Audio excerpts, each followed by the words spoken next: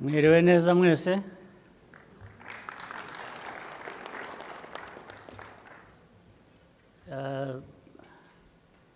Since the Dean of the Diplomatic Corps from Congo spoke Kinyarwanda, I thought everyone understood. But Excellencies, ambassadors and high commissioners, representatives of international organizations, Excellency Francois Lonsani Far, Special Representative and Head of the United Nations Office for Central Africa, members of the Consular Corps, distinguished ladies and gentlemen, a good afternoon to you. I welcome you all to our traditional annual lunch. Let me start by wishing you a very happy and productive year 2020. I think we are off to a good start. I trust you had an enjoyable holiday and hope many of you decided to spend it here with us in Rwanda. We have new envoys who presented their credentials earlier today, as well as others who joined us over the past year. You are all most welcome. The start of this year and new decade is an important marker of Rwanda in many ways. We are concluding one chapter of our development vision 2020, having achieved many of our goals.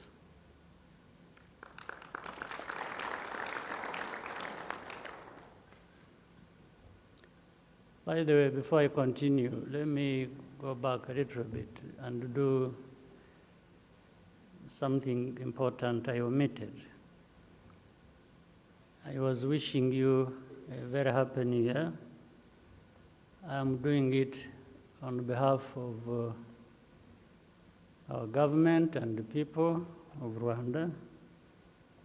I also intended to do it on behalf of my best other half, my wife.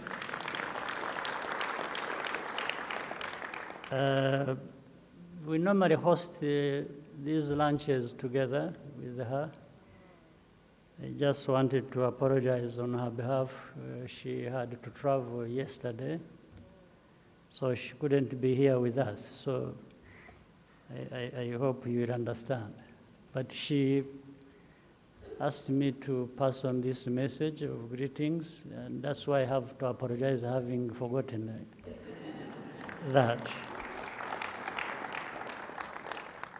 So along the way, we have gained valuable capabilities and learned many things through experience for our ambition to transform Rwanda into a high-income economy by 2050. 2050 sounds far away from today, but it's only 30 years, isn't it? Like those who have spent close to that, being here since 1994. So somewhere in the middle now. We still have a long way to go, but there is good pace on.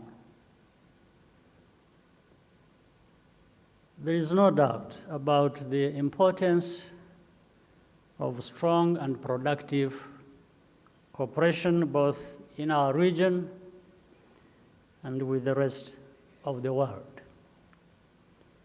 I wish to thank you all for accompanying Rwandans on this journey. Later this year, Rwanda will be honored to serve as host of the 26th Commonwealth Heads of Government meeting. Our teams are working closely with the Commonwealth to ensure a successful summit. We are looking forward to your usual support.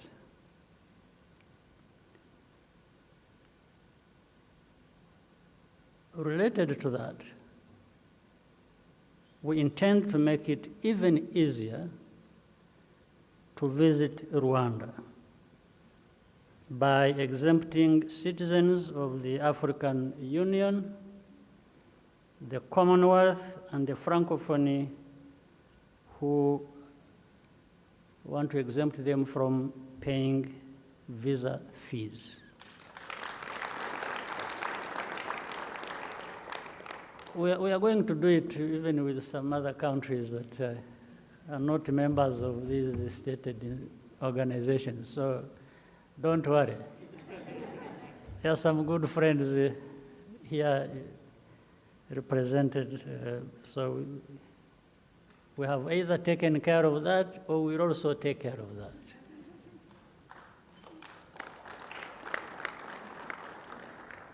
We want more people to visit us. I was going to say we don't want more money, but no, we want it, but we are going to exempt only visa fees. The rest we want it. Of course, citizens of all other countries will continue to be eligible to obtain a visa on arrival, which has already been in operation. Next month, Rwanda will hand over the chair of the East African Community. East African integration remains a priority. Now, earlier, the Dean of the Diplomatic Corps mentioned the things we achieved as the chair of the African Union.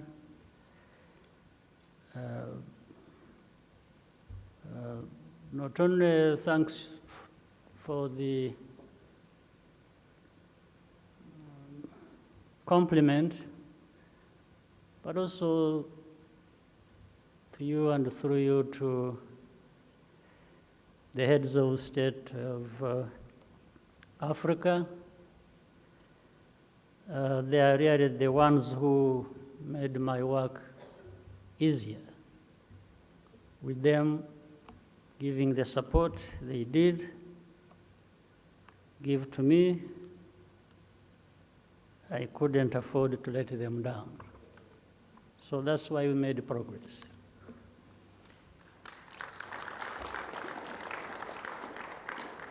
Apparently, leading the East African community has become more difficult. Fewer countries, being the chair of the community in this year past, fewer countries, but more difficult than leading the whole continent of so many countries. Well, but leadership, whether it is of one country or even I find a lot of problems leading my own country. And it is just one country, so leading a community is assumed to be more difficult. When in the continent, even if there we are told to serve, has its own challenges. On the East African community side, and as we will be happily handing over to another chair, looking back, the East African community has really made good progress over the years. The East Africans generally work together, and the East African Community Secretariat has served us well. Freedom of movement, of goods, of different things, gone well. Then I'm sure you are aware of the challenge we had in our country with, I would say, our neighbor, but let me say neighbors, but particularly the neighbor to our north, which is Uganda. But I think we are making progress as well, and we want to continue to make good progress. But there's always going to be work to do. You know, people talk a lot about integration. Integration means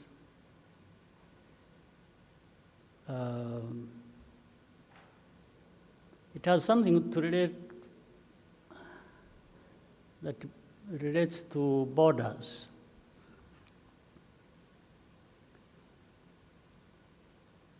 So currently we have some difficulties along our border. But looking at it, you would assume it is just the border. No, there is what causes the difficulties at the border. And I think those ones need to be paid more attention. How did we come to a point where we have difficulties at the border? It's because of something else. So we have to address something else. By that, we will be addressing difficulties at the border.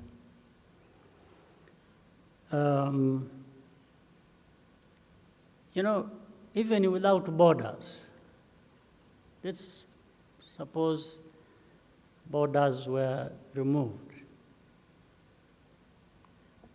in the East African community. For Rwanda, we have Tanzania to the east, Burundi to the south, DRC to the west, Uganda to the north. Let's assume we removed the borders. By the way, even without borders, you still have neighbors. You know why? Because even within borders, let's say if you talk about Rwanda, within, we still have neighbors. I have a neighbor where I live 1 hour away from here by road. I have a neighbor. If you removed the border, the person who was on this side of the border becomes the neighbor of the other one who was on the other side of the border, isn't it? And then that one becomes a neighbor of another, then of another. So everybody. Communities will always have neighbors. Why am I saying this? Even minus borders. For my family, my home, we have neighbors around. Depending on how I treat my neighbor or how the other neighbor treats me, we can either have freedom of movement, of relationship, and so on and so forth. But if my neighbor tells me, says, if I find you in my home compound, I will do something to you. What that results into is you are now creating a border, a line between your home and mine, isn't it? By just that statement, that if I'm moving around and I'm loitering and I find myself in your compound and you're saying, oh, this is a no-go area, you neighbor of mine, don't step here. Stay in your place, and that means you will stay in your place. So you've already created a border between these families.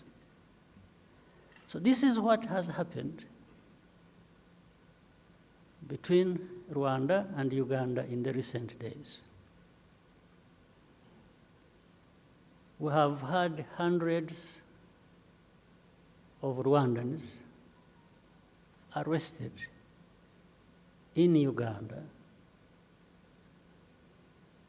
and we have raised this matter with the Ugandan authorities.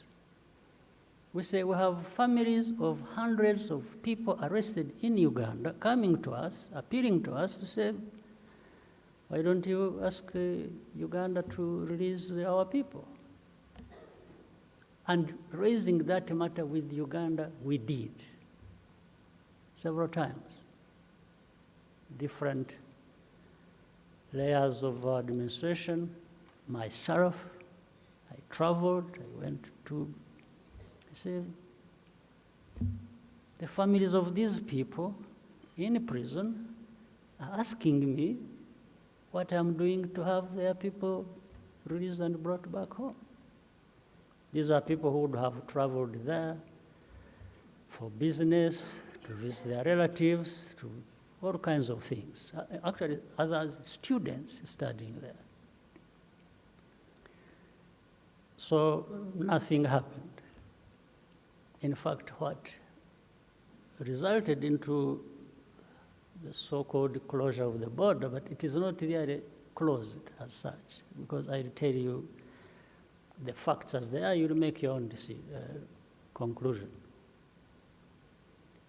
But because of that, we had to tell Rwandans that, you see, you have come to us, you've told us your relatives, your friends, everybody have been arrested in Uganda. I have traveled to Uganda and raised this matter. I've met the authorities of Uganda in different places and raised this matter. But there is no progress.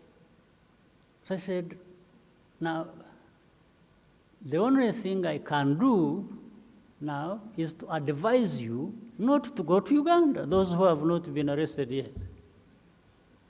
Just stop going there, because if you go there, I have no control. They'll arrest you. And if they arrest you, then your families come to me and say, you know, our people have been arrested. I said, there's nothing I can do about it. The only thing I can do is to advise you, don't travel there, period. But we did not stop Ugandans to come here. They have actually been coming. And the main border that has been sort of closed is the main one, Gatuna. But Kajitumba is still being used, and Chanika and other places. Now, recently, something that I would call progress happened.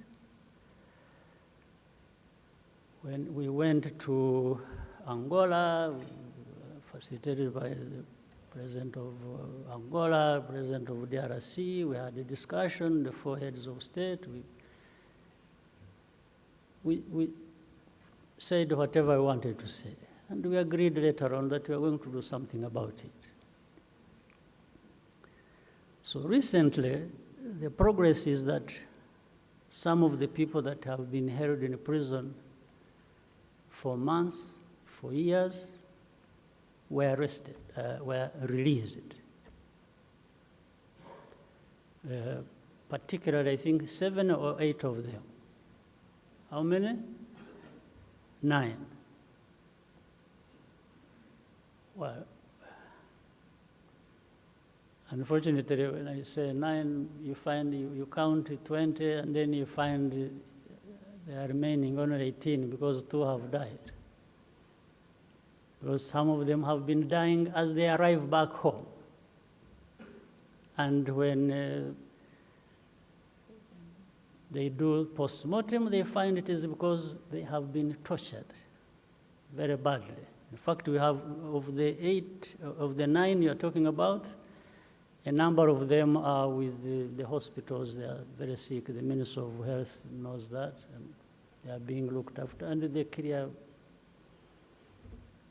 there are clear marks of torture, and some of them. So we get information. Others who are still there, a couple of them have died before, and we are being told there are others who will be released, and so on and so forth.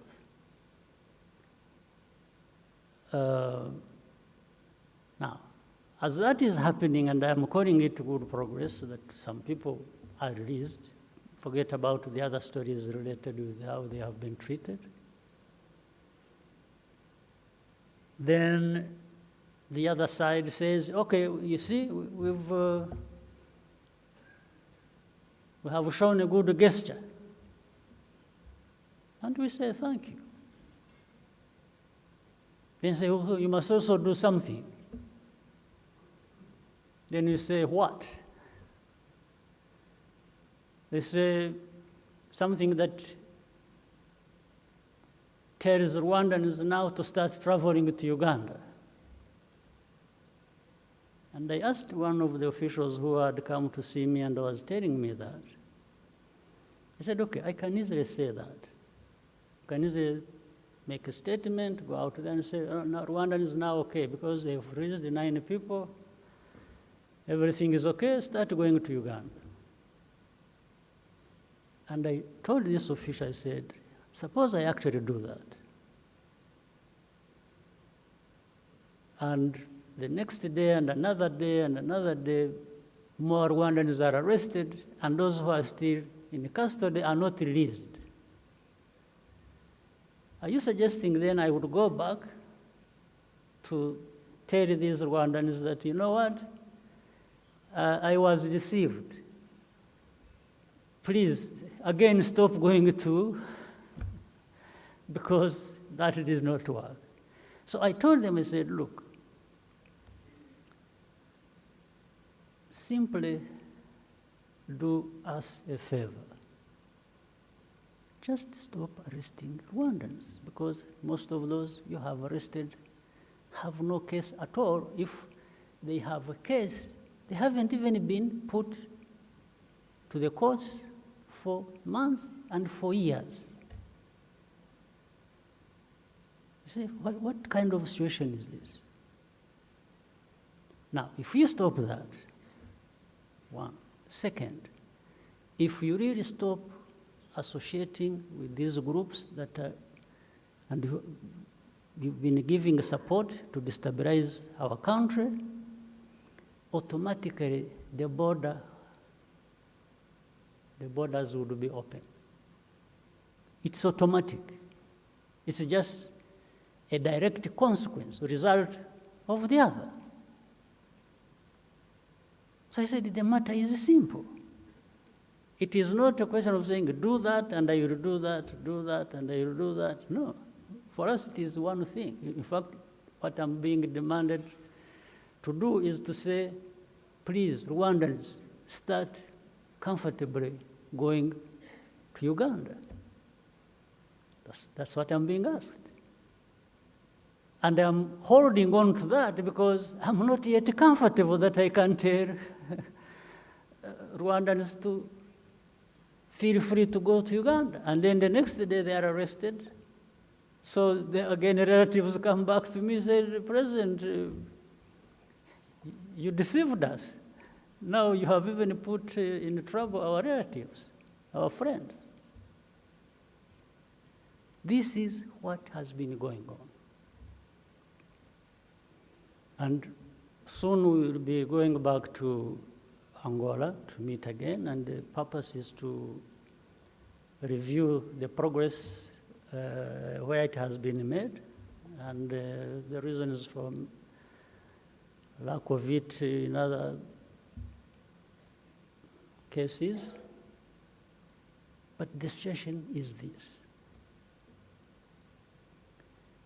Now, the rest is,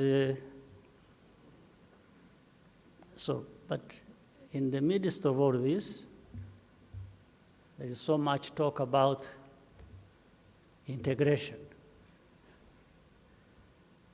Yes, we can have as many lectures for as long as we want about integration, but integration of regions and communities, and it does not happen just because you are making a slogan about it.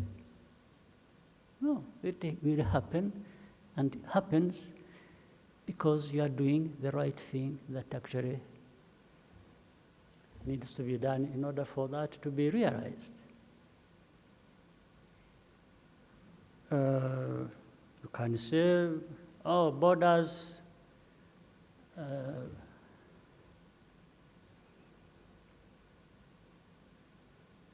people are closing borders because they are there. In other words, they shouldn't be there. I agree. I completely agree with that statement. We shouldn't even have had borders, but for how many decades have we had them now? To remove them, you must do something. You must encourage good neighborliness. You must treat your neighbor as you want them to treat you. You can't just hunt down people from the neighboring country so badly, and then you go back and say, no, these borders, these border issues are rubbish, or they are nonsense. No, what is more nonsense is what you do to your neighbor that actually creates that barrier. This is why I was saying, even if it is not a country neighboring another country, it will be a family homestead neighboring another family homestead. Depending on how these families relate, there will either be a barrier, a border between one family and another, or there will be good cooperation and good exchange, and things will happen the way they should happen, or we want them to happen. It doesn't matter whether somebody else comes from another neighboring country or another far distant place to come and praise you, that you are the best person that has ever lived. I have no problem anybody being the best person that has ever lived. But we must see it. Somebody has to explain to me that it is because of these reasons that I'm saying it.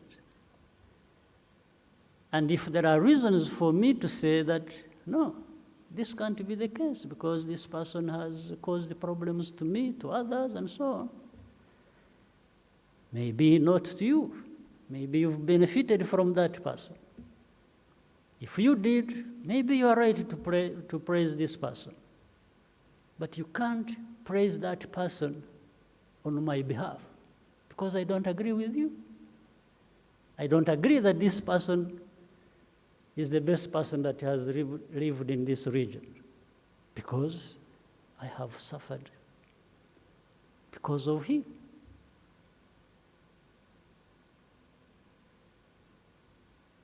Back in the past, I was also telling people that here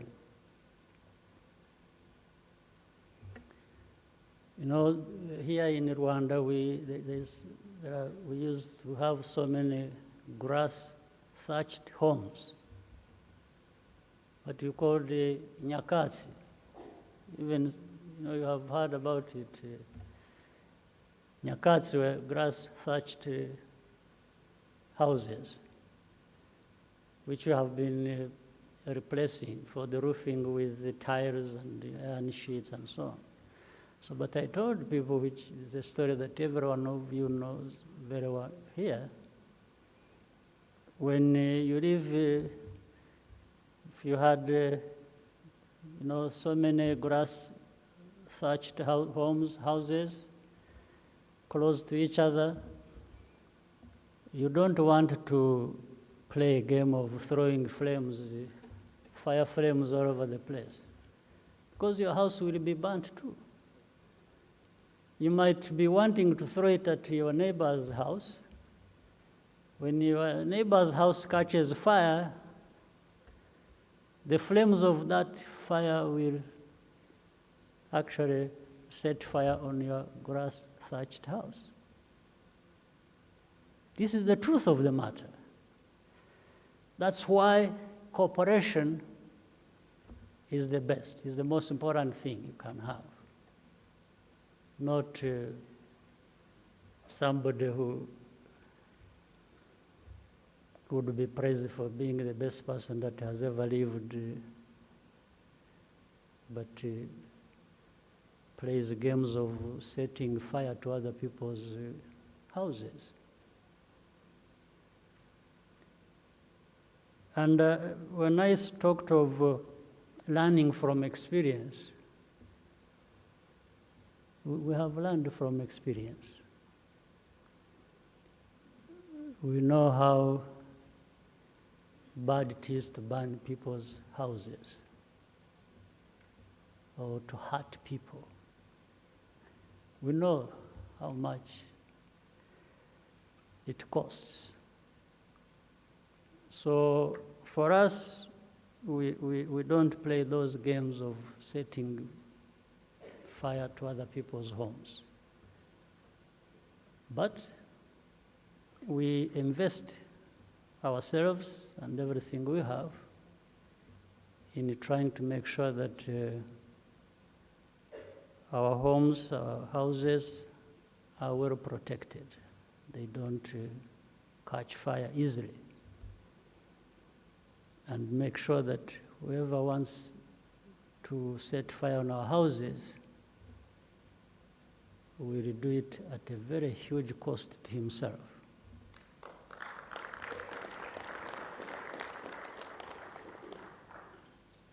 I've said too much. I didn't want to say this, but sometimes you need to release. This has been weighing on me. I needed to let it go.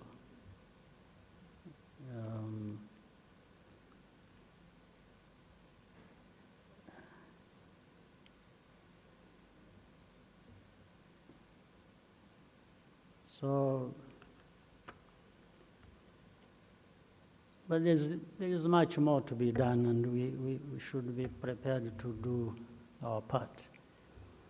So I think the Rwanda process will continue to be an important framework to address these issues, facilitated by presence, mainly the lead person being the president of Angola, and assisted by the Democratic Republic of Congo's president. So otherwise, Rwanda appreciates recent productive relations with our neighboring country to the west. We have had troubled relations again with that country for some time. There is good collaboration on cross-border trade and joint infrastructure, as well as on public health emergencies between Rwanda and the DRC. We commend President Tshisekedi and Congolese armed forces to stabilize Eastern Congo. This has produced very good results. We have already seen some of these groups that have been roaming, place to place, mainly between two of our neighbors. Some of them have been apprehended. They are here. They are facing the courts. They've been taken to courts. They've been publicly talking about what they have gone through. So we appreciate the support of our partners in the rehabilitation and reintegration process as of old. Globally, there continue to be political shifts in different parts of the world, to which Rwanda and Africa are neither immune nor indifferent. At the same time, we must sustain international collaboration on issues that affect us all, including climate change, global trade, and security. Rwanda will always stand ready to play our part. On that note, may I ask you, after I have found my glass, to find yours and join me in a toast.